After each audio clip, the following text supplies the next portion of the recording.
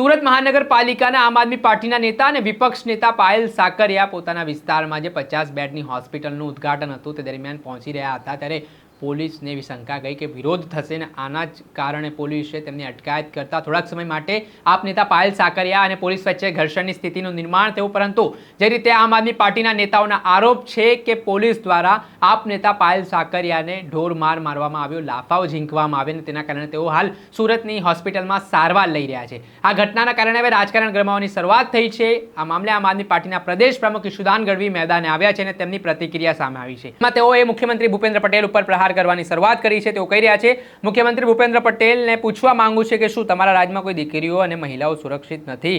એક બાજુ દીકરીઓની સુરક્ષાની વાતો કરવામાં આવે છે અને બીજી બાજુ ચૂંટાયેલા મહિલા જનપ્રતિનિધિઓને ઢોરમાર મારવામાં આવે છે। ગુજરાતમાં કાયદો અને વ્યવસ્થા કથળી હોય તેવા આરોપો પણ ઈશુદાન ગઢવી લગાવી રહ્યા છે અને કહી રહ્યા છે આ ઘટનાની ઉચ્ચ સ્તરે તપાસ થાય, પોલીસ અધિકારીઓએ જે આપ કોર્પોરેટરને માર માર્યો છે તેમની સામે પગલાં લેવામાં આવે, તેમને ડિસમિસ કરવાની માંગ કરી છે। પહેલા તો આપ સાંભળો શું કહી રહ્યા છે આપ નેતા ઈશુદાન ગઢવી। સુરતના અમારા આમ આદમી પાર્ટીના નેતા અને વિપક્ષ નેતા પાયલબેન સાકરિયા એમના વિસ્તારમાં 50 બેડની હોસ્પિટલના લોકાર્પણ સમયે જ્યારે એ કોર્પોરેટરો સાથે પહોંચ્યા ત્યારે ભાજપે પોલીસને ઇશારો કરીને આમની ઉપર અત્યાચાર કર્યો છે। પોલીસે ઢોર માર માર્યો છે।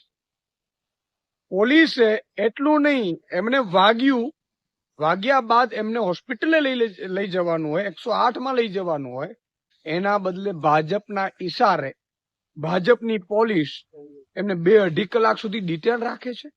આ શું થઈ રહ્યું છે? માણસના જીવની કોઈ કિંમત જ નથી।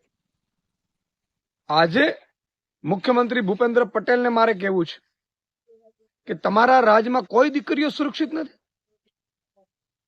એક બાજુ તમે દીકરીઓ અને સુરક્ષાની વાત કરો છો અને બીજી બાજુ ચૂંટાયેલા પ્રતિનિધિઓને તમારી પોલીસ ઢીકાપાટું કરે છે અને એમને હોસ્પિટલ લઈ જવાના બદલે ફરીથી ડિટેન રાખે છે। આ થઈ શું રહ્યું છે?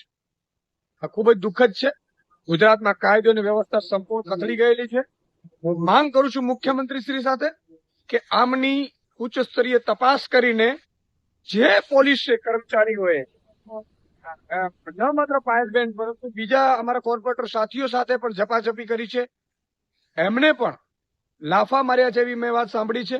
એમની ઉપર તુરંત કાર્યવાહી કરવામાં આવે, એમને ડિસમિસ કરવામાં આવે અને જરૂરી જે કાર્યવાહી છે એ પોલીસ તરફથી પણ થાય એવું કમિશનરશ્રીને પણ વિનંતી કરું છું।